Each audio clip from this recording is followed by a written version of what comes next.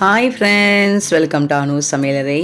இன்றைக்கி நம்ம பார்க்க போகிற ரெசிபி ஒரு பாரம்பரியமான அதே சமயத்தில் ஆரோக்கியமான ரசமும் கூட. நம்ம பார்க்க போகிற ரெசிபி தேங்காய் பால் ரசம். தேங்காய் பாலில் ரசமா ரொம்ப வித்தியாசமாக இருக்குது இல்லையா? இதில் நிறைய மெடிசினல் வேல்யூ இருக்குது. அதை தவிர தேங்காய் பால் சாப்பிட்டாலே நம்மளுக்கு வாய்ப்புண்லாம் தீரும்னு நம்மளுக்கு தெரியும் இல்லையா? வாய்ப்புண், வயிற்று புண் இருக்கிறவங்களுக்கு இந்த ரசம் வச்சு சாப்பிட்டோன்னா ரொம்பவே நல்லது. இப்போ ரசத்துக்கு நம்ம முதல்ல ஒரு அரை முடி தேங்காவை நல்லா பால் எடுத்து வச்சுக்கலாம். நான் அரை முடியில் நல்லா ஒரு கப்பு திக்கு தேங்காய் பாலும் செகண்ட் தேங்காய் பாலும் எடுத்து வச்சுருக்கேன். இதுக்கு முதல்ல ஒரு மசாலா அரைச்சிக்கணும்.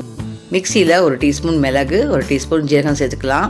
அப்புறம் நான் இதில் ரொம்ப காரம் சேர்க்க போகிறதில்ல, அதனால் ஒரே ஒரு பச்சை மிளகா தான் சேர்த்துருக்கேன். காரம் வேணுங்கிறவங்க 2 பச்சை மிளகா சேர்த்துக்கோங்க.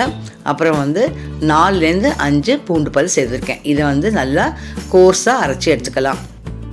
இப்போ தேங்காய் பால் ரசம் பண்ண போயிடலாம். ஒரு வானிலையை சூடுபடுத்திட்டு அதில் ஒரு டீஸ்பூன் நெய் விட்டுருக்கேன். நெய்யோட தேங்காய் எண்ணெயில் பண்ணால் இன்னும் நல்லாயிருக்கும். அதில் ஒரு டீஸ்பூன் கடுகு, 1/4 டீஸ்பூன் வெந்தயம், ஒரு வரமிளகா எல்லாமா லைட்டாக லோ ஃப்ளேமில் வச்சு வதக்கி கொடுத்துக்கலாம். அப்புறம் ஒரு டீஸ்பூன் பெருங்காயம் சேர்த்துருக்கேன். இப்போ நம்ம அரைச்சி வச்சுருக்கோம் இல்லையா ரசம் மசாலா, அதையும் சேர்த்துடலாம்.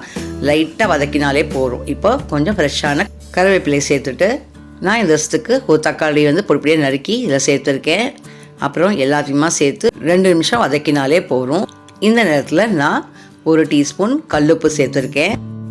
உப்பு சேர்த்தக்கப்புறம் இப்போ ஒரு டீஸ்பூன் மஞ்சள் பொடி சேர்த்துக்கலாம்.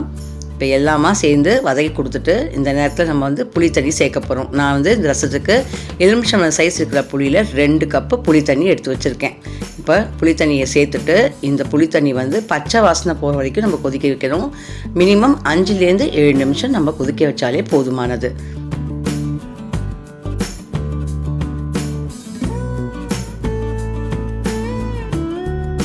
இப்போ பச்சை வாசனை போக ரசம் கொதிச்சாச்சு. இந்த நேரத்தில் நம்ம 2வது தேங்காய் பால் இருக்கு இல்லையா, அதை சேர்க்கணும். 2வது தேங்காய் பால் சேர்த்துட்டு நம்ம ஒரு கொதி வர வரைக்கும் நம்ம கொதிக்க வச்சா போதும். ஏன்னா தேங்காய் பால் விட்டக்கப்புறம் ரசம் திரிஞ்சு போயிடும். இப்போ எல்லாம் நல்லா மிக்ஸ் பண்ணி கொடுத்துட்டு தேங்காய் பால் கொதிக்கிற வரைக்கும் வெயிட் பண்ணலாம். நம்ம செகண்ட் தேங்காய் பால் விட்டோம் இல்லையா, அது நல்லா ஒரு கொதி வந்துடுது. இந்த நேரத்தில் நம்ம முதல் திக்கான தேங்காய் பாலையும் விட்டுட்டு நல்லா கலந்து கொடுத்துட்டு ரசம் நல்லா நுரைச்சி வந்ததுக்கப்புறம் நம்ம சுவிட்ச் ஆஃப் பண்ணிடலாம். இந்த நேரத்தில் நம்ம கொஞ்சம் ஃப்ரெஷ்ஷான கொத்தமல்லியை தூவிட்டோன்னா நம்மளுக்கு ஆரோக்கியமான அதே சமயத்தில் யூனிக்கான தேங்காய் பால் ரசம் ரெடி. எல்லாருக்கும் இந்த ஹெல்தி அண்ட் டெலிஷியஸான தேங்காய் பால் ரசம் ரொம்ப பிடிச்சிருக்கும்னு நினைக்கிறேன். சூடான சாதத்தில் இந்த தேங்காய் பால் ரசம் விட்டு சாப்பிடும்போது ரொம்பவே டேஸ்டியாக இருக்கும்.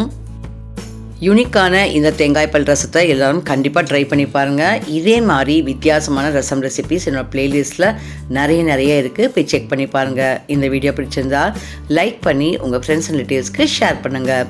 உங்களெல்லாம் மற்றும் ஒரு இன்ட்ரெஸ்டிங்கான ரெசிபி வீடியோவில் சந்திக்கிறேன்.